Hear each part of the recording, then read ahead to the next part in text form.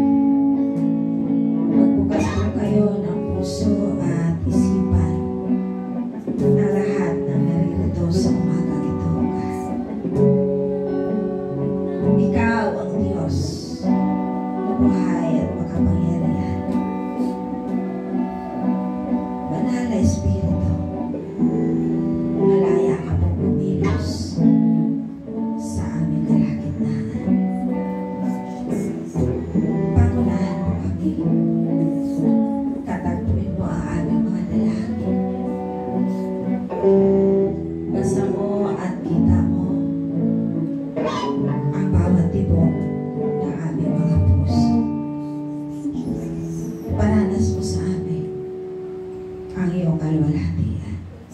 Iparanas mo sa amin ang iyong kadakilaan, O God.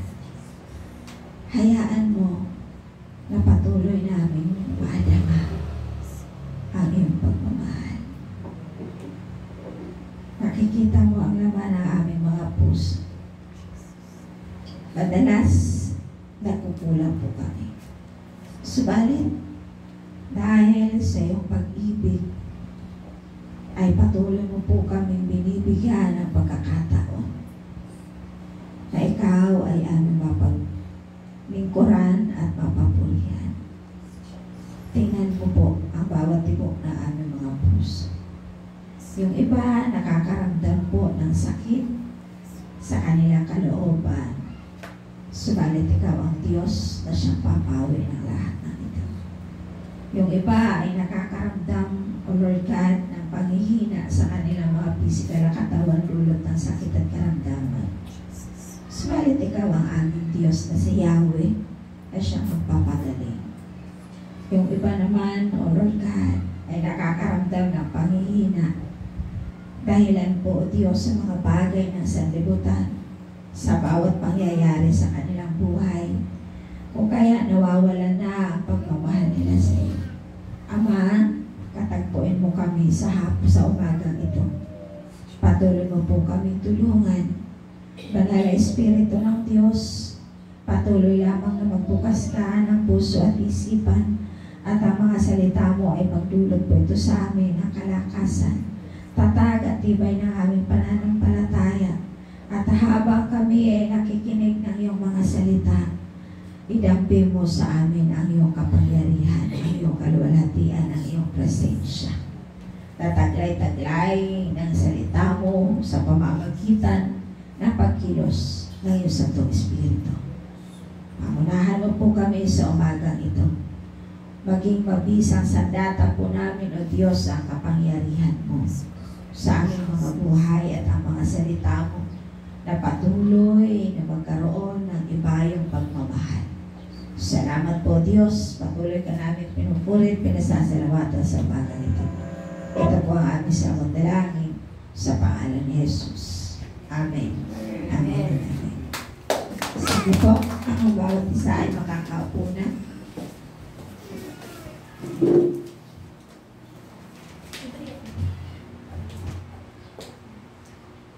Dalawang linggo na lamang ang natitira at matatapos na naman po ang buwan ng February. So doon sa lahat na mga sumuporta sa ating programa sa gawain ng Panginoon ay maraming salamat sa inyong lahat. At nawa naging isang mabuting halimbawa ang programa ngayon na ang pag-iibigan ay manatili sa puso ng bawat isa. Tingnan po natin ang Mateo chapter 22 verse 37. Mateo chapter 22 verse 37, ang sabi po nito, sumagot si Jesus, ibigin mo ang Panginoon mong Diyos ng buong puso, ng buong kaluluwa, at ng buong pag-iisip. Ayan, basahin ko muna muli ang verse 1. Verse 34 to 35. Nagtipon-tipon ng mga Pariseo nang mababalitaan nilang napatahimik na Jesus ang mga Saduseo. At isa sa kanila, isang nalubhasa sa kautusan, ang nagtanong kay Jesus upang subukin ito, Guro, alin po ang pinakamahalagang utos sa kautusan? Sumagot si Jesus, ibigin mo ang Panginoon mong Diyos ng buong puso, ng buong kaluluwa, at ng buong pag-iisip. Ito ang pinakamahalagang utos. Ito naman ang pangalawa, ibigin mo ang iyong kapwa gaya ng iyong sarili. Sa dalawang utos na ito, nakasalalay ang buong kautusan ni Moses at ang turo ng mga propeta. Diba? Kasi 10 utos po ito ng mga panahon ni Moses.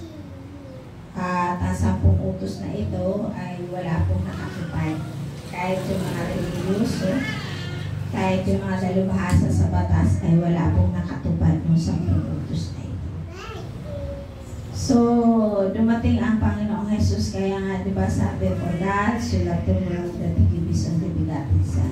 whosoever believes in Him should not perish but have an everlasting life. Sabi niya sa John chapter 3 verse 16. So dumating ang Panginoong Jesus, nagkatawang tao siya at namuhay dito. Inalay niya ang kanyang buhay at yung pag-aalay ng buhay ni Jesus ay agape love. Ibig sabihin yun yung pag-ibig na walang katumbas. Pag-ibig na walang hinihingi na kahit na ano. So, ang unang nagmahal sa atin, ang unang umibig sa atin ay ang Diyos. At ito yung kautusan niya. Ibigin mo, sabi niya, kasi gusto nilang masilaw, di ba, sa Jesus.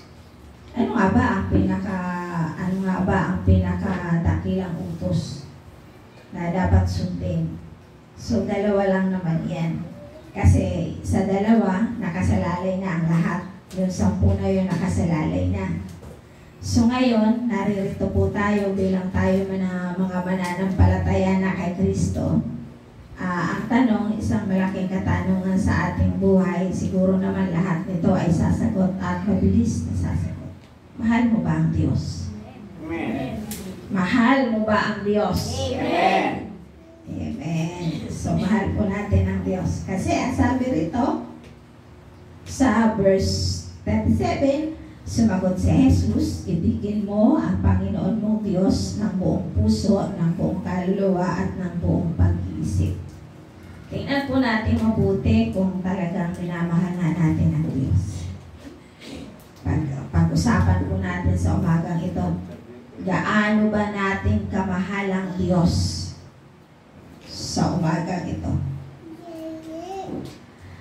Ang sabi doon sa Deuteronomy chapter 6 verse 5, ibigin ninyo siya ng buong puso, buong kaluluwa at ng buong lakas, ang sabi niya. At kung titingnan natin isang katanungan, how many times is love the Lord your God? Paano, ilang ulit, ilang pieces ba na binibigkas sa banal na kasulatan ang sinasabing love the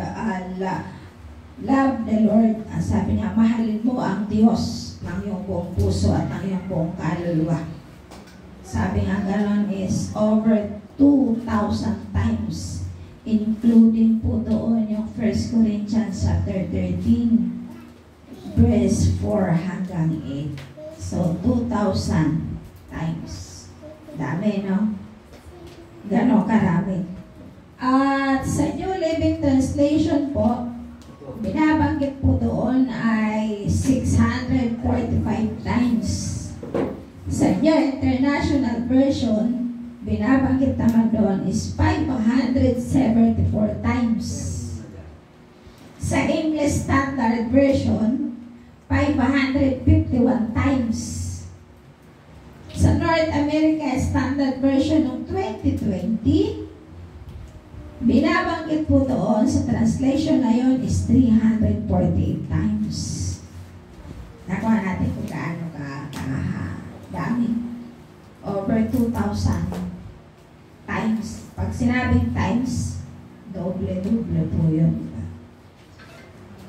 So, marami sa banal, sa bawat talata ng Biblia ay binabanggit na mahalin mo ang Diyos. Simula sa Old Testament hanggang sa New Testament ay binabanggit na mahalin mo ang Diyos. Pero ang nakakalungkot, totoo naman talaga na may nagmamahal sa Diyos sa bibig at hindi sa puso. Tuwapo natin. Bakit? Sapagkat madali naman sabihin ng Panginoon, Panginoon, minamahal kita. Diba? Ganda ng kante. Paglilingkuran ka habang nabubuhay. Dumagsaman ang mga pagsubok. Alam kong sa akin, ika'y susubaybay. Naganda po nung awit, nung mensahe nung awit. Kaya ako ay susunod sa'yo upang ipangaral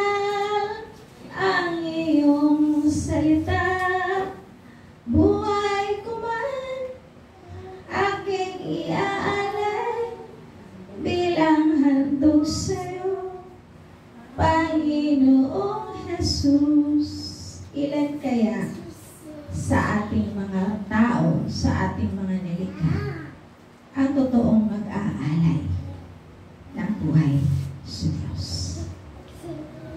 Diba? Buhay ko man. Kaya sabi ng kapatid kanina, Pastora, ito po yung aawitin. Ano pa maganda? 1 million times. Sabi ko, hindi maganda yung awit. Kasi kung yung isang buhay mo nga, hindi mo kayang ialay, ibigay sa Diyos. Yung isa hindi po pa kaya. Isang libong buhay. Maganda yung lyrics, yung maganda yung tawag dito. Magandang pakinggan. Pakinggan. Magandang pakinggan, pero pagka inisa-isa mo yung lyrics, medyo sasablay tayo. Kaya nga, ang pagmamahal sa Diyos, hindi sa bibig, kundi sa puso. At kapag ang Diyos ay totoong minahal ng isang tao, at buo ang kanyang puso na minamahal niya ang Diyos, nakikita ito sa kanyang buong pagkatao. Hindi lamang sa kanyang sarili. Pag sinabi dito na mahalin mo ang Diyos ng buong puso, buong pag-isip at buong puso, pag sinabi pong pag-isip, mind, ibig sabihin yung ating isipan talino, may katalinuhan, sapagkat kapag ang tao ginagamit yung isip mo, magaling gumawa ng diskarte yan. Nakakakuha yan ng tamang aral. At kung ano yung mabuti, yun ang kanyang sinusunod. At alam niya, kapag alam niya na ito ay masama, ay hindi po niya ito sinusunod at hindi niya ito pinakikinggan. Kaya nga si Solomon, si Haring Solomon, di ba? Napaka-laki ng ibinibigay na ino-offer ng Diyos sa kanya. Sabi ni Yahweh, hingin mo ang lahat ng gusto mo at ibibigay ko sa iyo, dahil nalugod si Yahweh kay Haring Solomon. Isipin niyo, sino sa banal na kasulatan ang binigyan ng pagkakataon ng Diyos na sabihin mo kung ano ang gusto mo, pero bago nagsalita si Yahweh kay Solomon na sabihin mo kung ano ang nais mo at ibibigay ko sa iyo, mayroong ginawa si Solomon. Anong ginawa niya? Naghandog siya sa Diyos. Nag-alay siya sa Diyos. At nung mga panahon na nalugod ang Diyos sa kanya, naantig ni Haring Solomon ang damdamin ni Yahweh. Kaya anong sabi ng Diyos? Solomon, hingin mo. Ano man ang iyong kaibigan, ibibigay ko sa iyo. Diba? Kaya ang sabi ng awit, your goodness is running after me. Bakit sinasabi your goodness is running after me? Sapagkat may panuntunan po ang puso ng Diyos. Kung makikita lamang sa puso mo na totoong minamahal mo ang Diyos, mauuna sa iyo yung pagpapala. Amen. Amen. Tatakbo yan, hahabulin ka ng pagpapala. Ang pagpapala ang maghahabol sa iyo, hindi ikaw ang dapat na maghabol sa pagpapala. Bakit? Ipinakita mo sa Diyos na totoong mahal mo siya. Amen. Amen. Kaya sabing ganon, talino yung isip. Mahalin mo ang Diyos ng may katalinuhan. Diba? At yung heart, alam niyo po ba yung heart?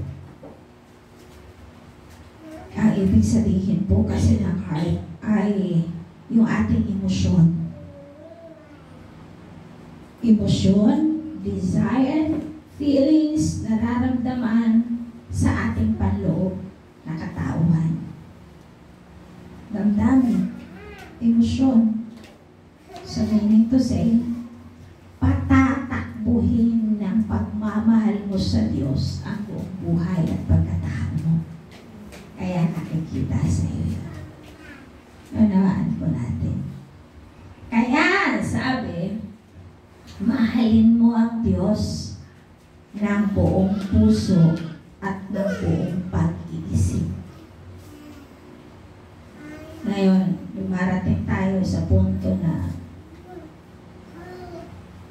paano natin mapapatunayan na minamahal natin ang Diyos kung sa araw ng pananambahan natin sa Kanya, yung araw na para sa Kanya, ay nakukuha ito ng sanlibutan, ng mga bagay sa sanlibutan.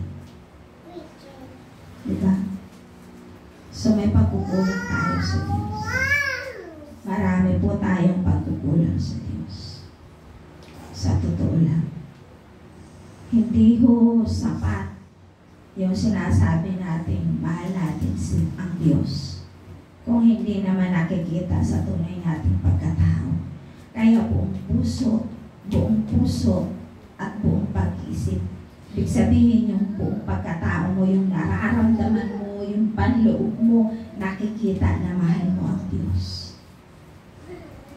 Tingnan niyo po kung anong ginawa ni Yahweh kay Solomon. Sige, hingin mo.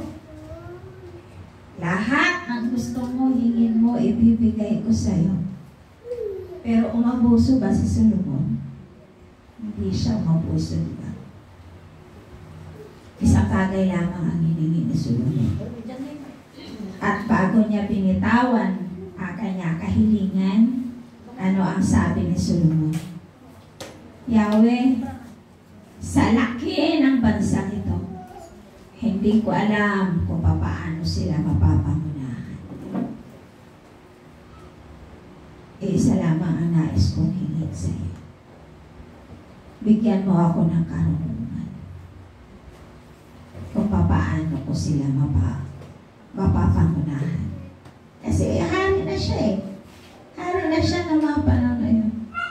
Alam niyo, hindi lang dapat si Solomon ang humingi ng karunungan. Dapat lahat tayo, lalo na sa pamilya natin, lalo na sa mga kababaihan, kalalakihan, sa mga nanay at mga tatay. Kasi may mga desisyon tayong mali.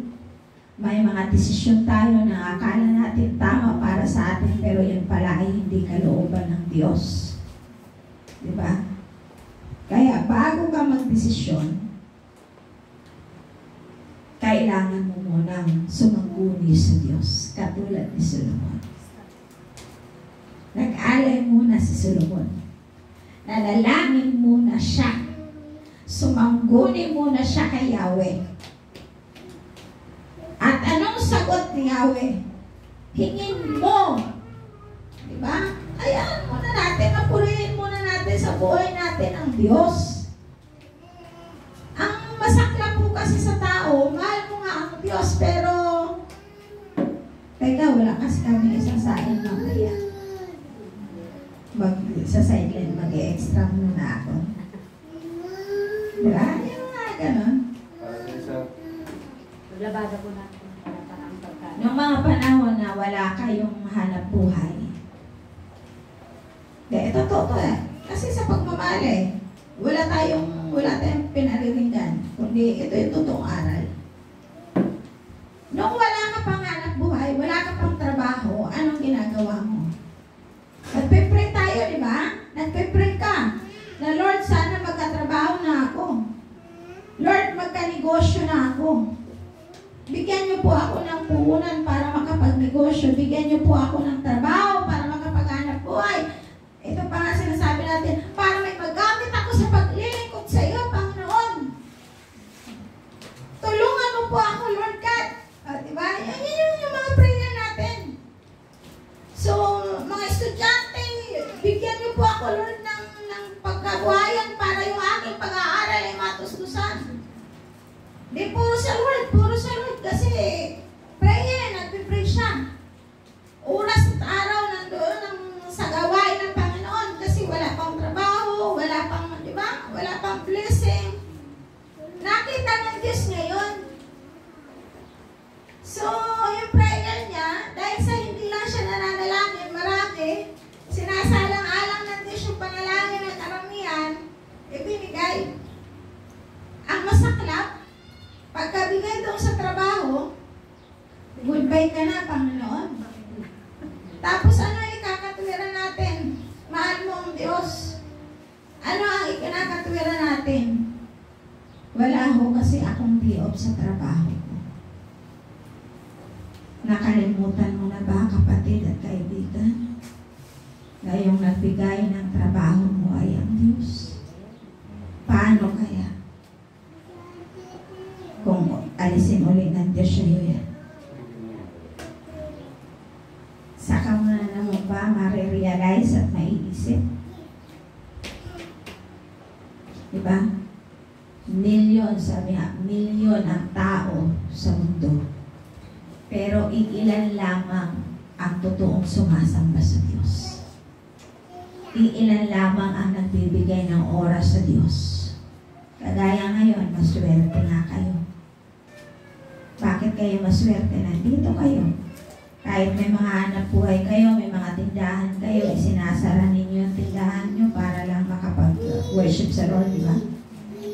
Kasi mahal ninyo ang Diyos.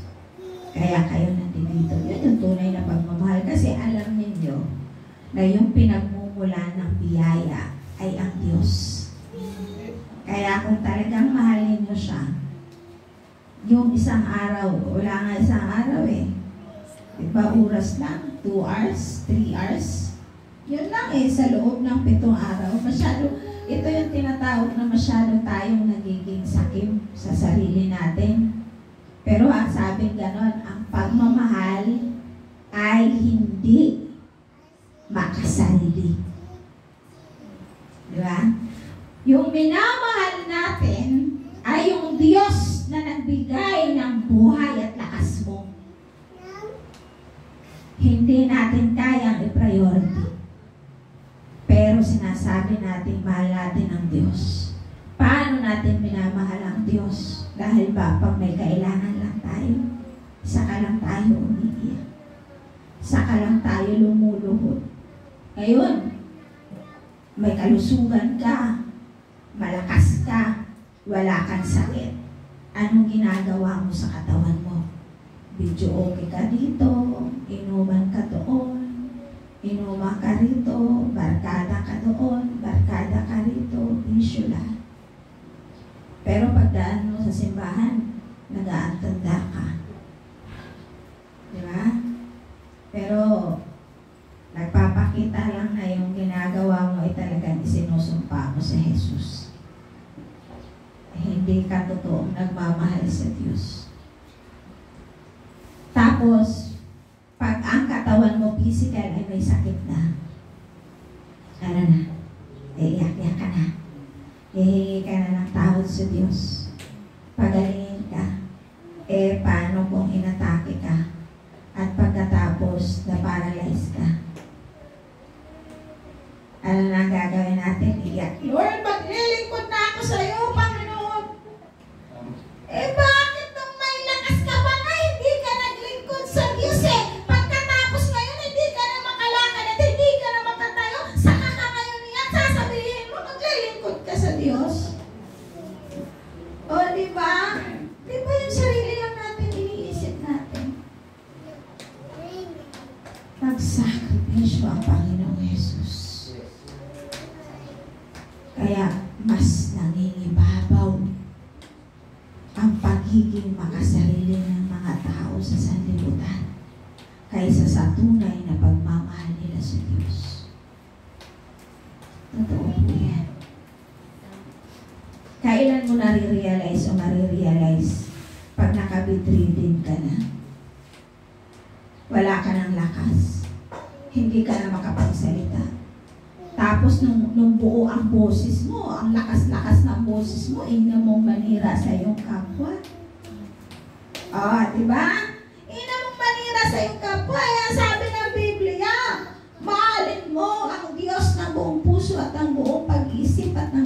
kaluluwa at mahalin mo rin ang kapwa mo na gaya ng iyong pagmamahal sa iyong sarili. O sinisira mo yung kapwa mo, tapos yung sarili mo, isasabihin mo, mahal mo, hindi mo rin siya mahal. Hindi totoo yun. Di ba? Napapatunayan sa ating mga ginagawa. At pagkatapos, inatake ka ngayon. Hindi na ngayon makapagsalita yung bibig mo. Wala ka ng tinig. Yung dila mo ngayon ay umurong na. Saka ngayon mag-iisip ka, Panginoon, ibalik mo sa akin ang boses ko. At ako'y muling maglilingkod sa'yo. O, di ba? Sa totoo lang, ang dami ho natin pagkakasala sa Diyos. Sa totoo lang. Kailan? Kailan natin totoong ipakikita ang tunay na pagmamahal natin sa Diyos? Pag hindi mo na kaya, pag ugod-ugod ka na, pag nasa isang tabi ka na lamang. Diba? Ngayon pala, ipakita na natin ang tunay na pagmamahal natin sa Diyos. Amen. Buong puso yan, ha? Puso.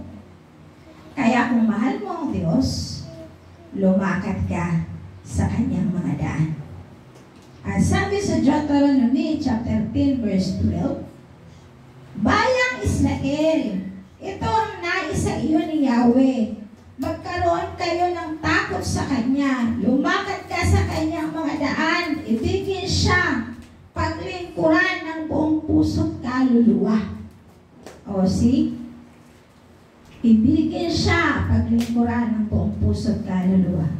Hindi ka man si Israel, tawagin mo ang pangalan mo dahil ang Biblia hindi lang para sa mga Israelita. Ang sabi ng Biblia, ang sabi niya ay ang lahat ng kasulatan ay kinasihan sa pagtuturo sa katotohanan, sa pagpapabulaang sa maling aral, sa pagtuwid sa likong gawain at sa pag-akay sa matuwid na pamumuhay. So subject dito lahat ng tao. Lahat ang sabi ng kasulatan. Kaya ang bawat isang tao ay tinubos ni Kristo, hindi lamang para sa mga Israelita. Kaya papansin nyo, mas makapangyarihan ang salita ng Diyos sa Old Testament kapag ito ay nagbulay-bulay ka. Tumiti mo sa puso mo, kasi hindi lang naman yan para sa kanila eh. Para sa lahat ng tao yan. Ang salita ng Diyos ay para sa lahat ng tao dahil si Jesus nag-alay ng kanyang buhay para sa lahat. Wala siyang pinipili. Kaya simula sa Old Testament hanggang sa New Testament ay kinasihan niya ng Espiritu ng Diyos upang magamit ito sa buhay natin, sa pamumuhay natin. So kung talagang mahal natin ang Diyos, kung talagang iniibig natin ng Diyos, lumalakad tayo dapat ayon sa kanyang panukala. Hayaan mo na dumaan ka sa kung ano ang daan na nais mo, nais ng Diyos na yun ay tahakin mo. Masarap po kayo maglingkod sa Panginoon. Sa totoo lang. Kasi alam niyo po ba, kapag dumaranas po kayo ng pighati, yung minsan nagigrip po yung puso mo, di ba? Minsan parang gusto mo na sumuko. Minsan sinasabi mo na napapagod ka na. Pero ang Diyos mismo gumagawa ng paraan para physically pagpahingahin ka. O yung kagaya sa'yo, hindi sakit yun. When the Lord yun, para yung physical na katawan mo pagpahingahin. Kasi kung sakit yan, mau-hospital ka. May mga paraan ng Diyos. Kaya nga, nung nakaraan, sabi ko, bago ako nag-LBM, sabi ko sa Lord, Lord, nakakaramdam ako talaga ng pagod, ng physical na katawan, ng pagod talaga. Alam niyo ba kung ano ginagawa na Lord? Pinatutulog ako.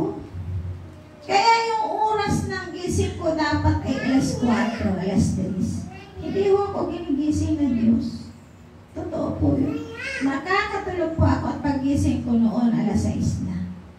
Hindi na ako pwedeng mag-alumpihit pa ng kilos. Kalooban ng Diyos na ako'y papagpahinay niya. Totoo po yun. Sapagkat nakikita ng Diyos yung laman ng puso mo. Kaya lumakad ka lang ayon sa kalooban ng Diyos. Tutulugin ka niya ng maayos at ng mahimbing. Yung mga kagaya niya, hindi kayo makatulog. Pray lang. Bigay mo sa Lord. Tapos minsan pag nasasaktan ka, nararanasan niyo po ba yun? Yung sama-sama na ng loob mo, nasasaktan ka. Tapos pupunta ka sa isang lugar, sa isang sulok kaya either sa isang kwarto na ikaw lang mag-isa, umiiyak ka sa Lord. Lord, tingnan mo po yung nararamdaman ko. Alisin mo sa puso ko ito. Nasasaktan ako sa ginagawa nila sa akin. Yung mga yan, huwag ka magsusumbong. Maya-maya yan, ikinukomport ka niya. Hanggang sa habang umiiyak ka, habang nagpe-pray ka, namamalayan mo na lang, wala na sa puso mo yung nararamdaman mo sakit. Tapos, ang pumapalit noon ay kagala ka na natutuwa ka na, merong ka ng kagala ka na nararamdaman na hindi mo maipaliwanag. Yun yung comfort ng Lord sa iyo. Mararanasan yun ang bawat taong totoong nagmamahal sa Diyos. Kaya huwag natin lagi titingnan na mahal ka ng Diyos. Kung namang mahal ka ng Diyos, ikas-gas na yan eh. Lagi mo na lang sinasabi yan. Tapos na namatay na si Jesus. Bilang patunay na minamahal ka ng Diyos, ang tanong, ikaw ba ay nagmamahal sa Diyos? Diba? Anong mga hakbang na pwede mong gawin upang maipakita mo sa Diyos na totoo nga siyang minamahal mo? Diba? Kasi sabihin mo, ay babaguhin ko na talaga ang buhay ko. No. Wala kang kapangyarihang baguhin ang sarili mong buhay. Ang may kapangyarihan lang bumago ng buhay ng isang tao ay ang kapangyarihan ng Diyos. Maliban nun, wala na. Totoo po yun. Karamihan na may mga sinasabing New Year's resolution. Pero nasaan ka? 1 month, 2 months, bumabalik at bumabalik sa dati. Diba?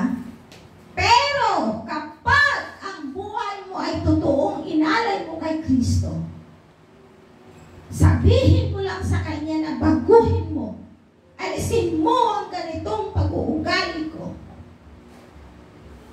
may kapangyarihan yun. Kasi buong puso ka nag-aalay ng buhay mo sa Diyos. At nababago ka talaga. Totoo po yun. Sino ba ang hindi binago ng Diyos? Ako, napakalaki po ng pagbabago ng Diyos sa pag-uugali ko. Ibang klase po ako nung araw. Wala ho akong inuurungan. Totoo po yun. Sabi nga nila, waray-waray. Waray-waray daw. Pero totoo naman. Matindi lang yung pag nagalit ka talaga ay walang pagmamahal. Iba po kasi ang galit ng may pagmamahal at galit na walang pagmamahal. Kasi kapag ka ang naramdaman mo ay galit na may pagmamahal, banayad dyan. Magparusa ka man, banayad dyan. At nararamdaman ng tao yung pagmamalasakit mo kahit galit ka na sa kanila. Pero ang galit na walang pagmamahal ay ibang klase ang kahinanatnan yan. Kapahamakan. Sinagawa natin. Kaya nais natin mapatunayan na mahal natin ng Diyos. Simple lamang. Ang sabi, ibigin po, sinusubukan tayo ng Diyos. Alam niyo po ba na sinusubukan tayo ng Diyos para makita lang ng Diyos yung tunay nating pagmamahal sa Kanya? Basahin po natin sa aklat ng Deuteronomy, chapter 30, verse 1 to 3.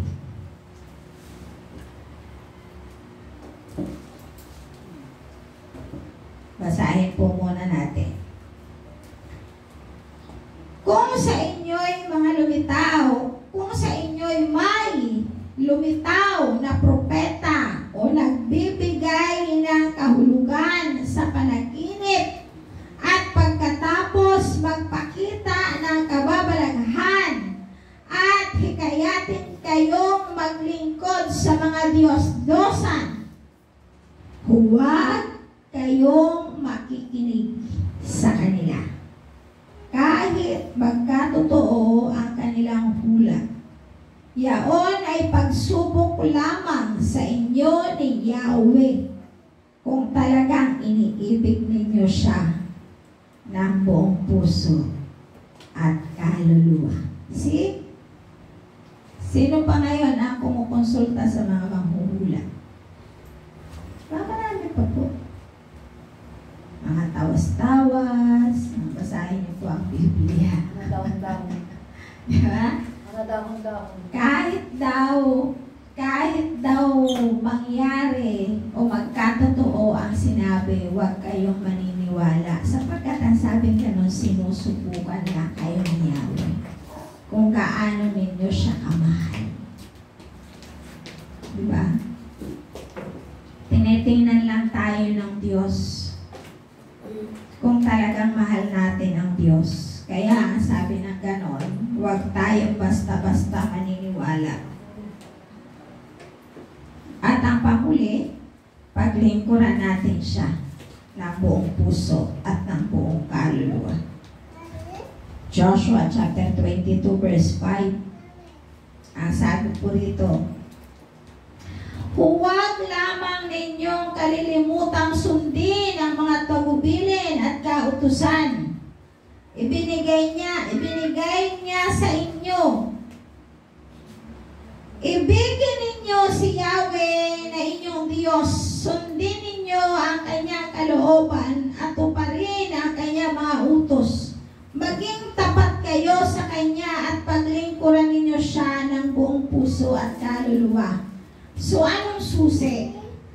Maging tapat kayo sa kanya at paglingkuran ninyo siya ng buong puso at kaluluwa.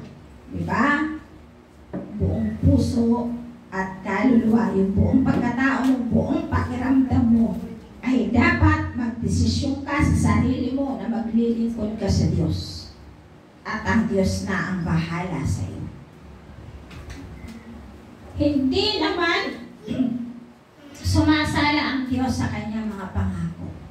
Sapagkat pag nangako po ang Diyos ay talagang tinutupad niya. Hindi siya katulad ng tao na kapag ka nangangako ay napapako.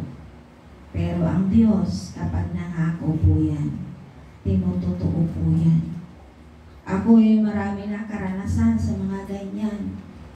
Kaya minsan, sa totoo lang, sabi ko nga sa Lord, naaabuso talaga ng tao ang iyong pagmamahal, naaabuso ng tao ang iyong pag-ibig, ang iyong pag-aaruga sa kanila, naaabuso ng tao.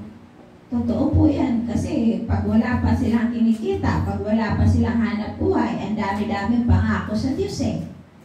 Diba? Oh. Pero pag nandoon na, huwag na nila, ibinigay na sa kanila ng Diyos, sinubukan kayo ngayon ng Diyos, wala na. Ayaw mo na sundin, nakalimutan ka na, nagkaroon ka na ng amnesia. Diba? Lord, pagka ako'y prinis mo talaga ngayon, nangangako talaga ako, Lord, na ibibigay ko sa iyo to. Diba? Kasi ano nangyari? May karanasan po akong ganyan eh. Sige po, sabi niya. Maka-discount lang po ako dyan. Ibibigay ko po sa Lord John. Naka-discount nga, ibinigay ng Lord sa kanya. Discount. Ano nangyari? Pati utang niya, hindi binayaran. Diba? Hindi, kaya sabi ko sa inyo, ang tao ay abusado po talaga. Pati utang nakalimutan, nagkaroon na ng amnesia, hindi na binayaran.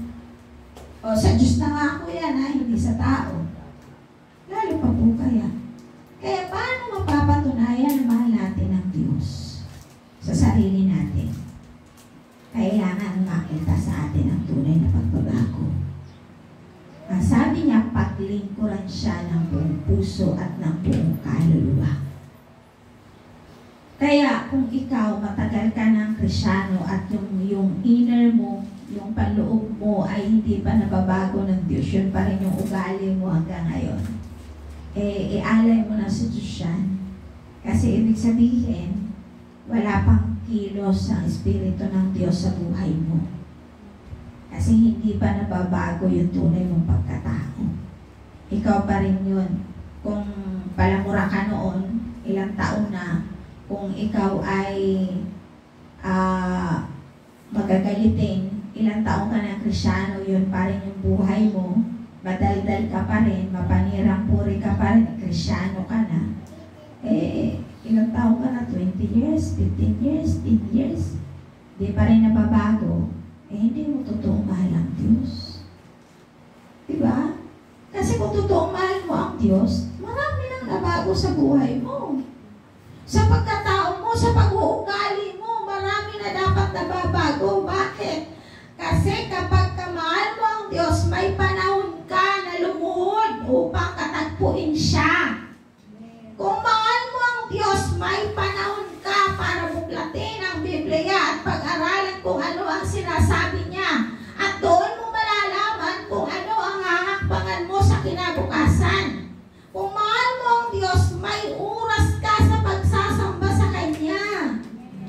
Hindi yung lahat na lang ng oras sa iyo na nga 6 na araw, 7 araw nilikha ng Diyos, 6 na araw sa iyo. At diba naman yung isang araw, nilaan para sa Kanya, kinukuha mo pa. Anong tawag doon? O diba? Makasarili-sarili niya lang iniisip natin. Nagtrabaho ka, wala ka ng panahon, di maghanap, mag-pray ka sa Lord. Nag-pray ka ng trabaho. Ngayon, walang araw ng kupahinga. Hindi ka makapanambahan sa Lord. Mag-pray ka ulit ng another na trabaho kasi sinubukan ka lang naman muna kung maging tapat O diba? Lahat ng bagay, nakapurma yan. Nakaplano yan. Ang Diyos ang may plano yan para subukin ang puso mo kung totoong maglilingkod ka sa Diyos, kung totoong nagmamahal ka sa Diyos. Mag-pray ka. Ngayon, nag-pray ka na. Ito na. Lord, sana pagdating po ng ganito, mabigyan ako ng Diyo. Yes, binigay na Lord. Binigay na naman sa'yo yung Diyo mo. Ay, ang problema ay nakalimutan mo na. Dahil hindi ka na naman po pwede, tinatamad ka na naman. Minsan, gigising ka, tutulog ka ng umaga. Gigising ka, araw ng pananambahan, hindi ka na makagising dahil kaiitlip mo lang. May natutunan ka ba? Ibig sabihin, meron ka bang tinupad sa pangako mo sa Diyos? Ang masaklap nun, paano kung yung buhay mo na ang kinuha ng Diyos? Makakapagsisi ka pa kaya? Nasa huling panahon na po tayo. Hindi na ito ang panahon na magpapabaya tayo sa pananampalataya natin. Ito na ang panahon upang magningas ang apoy ng pagmamahal natin sa Diyos at paglingkuran na natin siya. Amen. Ito na ang tamang panahon na lubusan mong ipakita ang tunay na pag-ibig mo sa Diyos. Ito na, hindi bukas, hindi sa susunod na araw. Huwag mong tingnan yung magiging kaabalahan mo, ialay mo sa Diyos ang lahat ng bagay. At ang Diyos ang magpaplano, ibibigay ng Diyos yan. Kung papaano yan maiaayos. Tandaan natin, ang Diyos na ating sinasamba ay Diyos ng kaayusan. Kaya sa oras lamang yan, bilang tayo mga mananampalataya at mga nakakilala sa Diyos, ang sabi ni Josue, huwag lamang ninyong kalilimutang sundin ang mga tagubilin at kautosang ibinigay niya sa inyo. Ibigin ninyo siya, si Yahweh, ng iyong Diyos. Sundin ninyo ninyo ang kanyang kalooban at tuparin ang kanyang mga utos, maging tapat kayo sa kanya at paglingkuran ninyo siya ng buong puso't kaluluwa. Ito na. Hindi yung maglilingkod ka kasi may nararamdaman ka, nangangako ka. Wag, may karamdaman ka at wala. At sa oras na ikaw ay may karamdaman at pinagaling ka ng Diyos, gumawa ng himala ang Diyos sa'yo. Gamitin mo ang himala ng Diyos sa'yo upang ang buhay mo ay ipaglingkod sa Kanya. Meron niyang tanong, napuntahan mo ba si ganito? Hindi na. Nakapagsalita na ako, nakasabi na ako, binaliwala nila ang kapangyarihan at ang gawain ng Diyos ay hindi ko po pwedeng ipagmakaawa kanino pa man. Tandaan po natin, ang kapangyarihan ng Diyos at ang pagmamahal ng Diyos ay deserve mo yan na maranasan kung totoong mahal mo siya. Diba? Halimbawa, hindi ka pa mananampalataya, ang Diyos gumawa ng himala sa'yo. Gamitin mo yung ginawang himala ng Diyos sa'yo para maglingkod ka sa Kanya. Hindi ang nangyari kasi, ang madalas na nangyayari, kapag ka mayroong karamdaman, gusto kang gumaling, pag pinagaling ka ng Diyos, nakalimutan mo na. Kahit pagsamba, wala na, nakalimutan mo na. Ay ayahan ka minsanan lang, baliwalain mo pa. So, mahirap yun. Dahil mas mabigat ang ipupuwelta sa inyo. Tandaan po natin, kapag mahal natin ang Diyos, mahalin natin siya ng tapat. Paglingkuran natin siya ng tapat. Tayo po lahat ay tumayo at awitin po natin ito.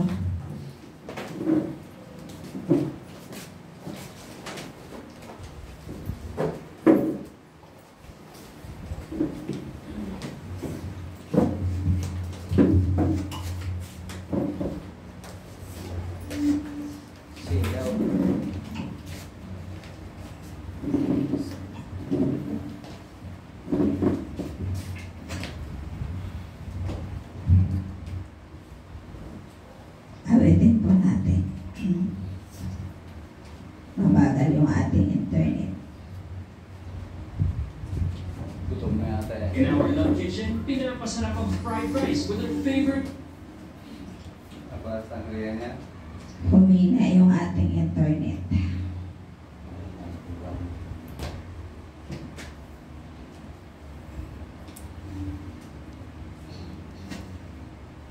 Salamat po sa iyo, Panginoon.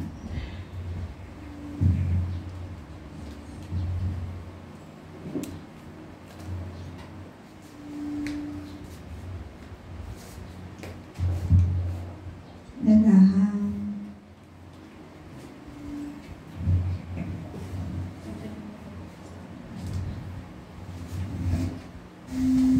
Walang bago yan.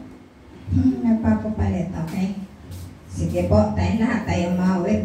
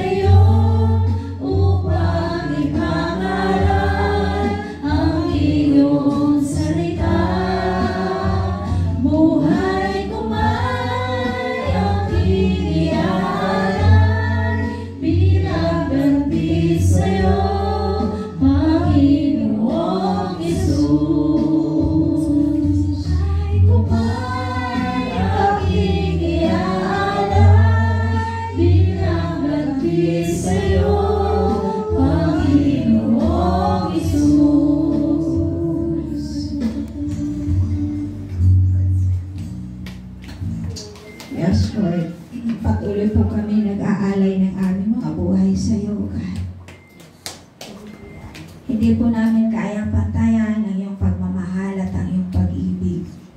Ang magagawa lamang po namin, O Diyos, ay ang mag-alay ng aming mga buhay sa iyo. Baguhin mo po ang dapat na mabago. Pagalingin mo, O Diyos, ang kailangan ng kagalingan.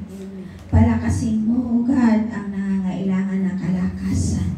Pagpalain mo, O Diyos, ang nangangailangan ng pagpapala. Hayaan mo, Ama, na ang kapayapaan ang idaloy mo sa pusong nagugulumihanan. Mag-iakan ni kanilang pamilya, O God. Ang bawat salita mo na aming napag-usapan sa umagang ito, sinyuhan mo po ito sa puso ng bawat isa. At maging kalakasan po ito sa amin.